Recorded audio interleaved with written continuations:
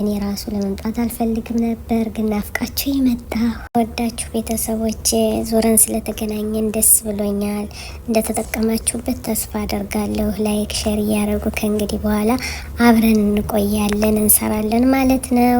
ስላገኘኋችሁ ደስ ብሎኛል። በሌላ ቪዲዮ በብዙ ነገር አስረዳችኋለሁ ስለ ኢትዮጵያ። ሰላም አለይኩም الداعي بإيماني على الإسلام رباني سأعلي رايتي دوما سأعلي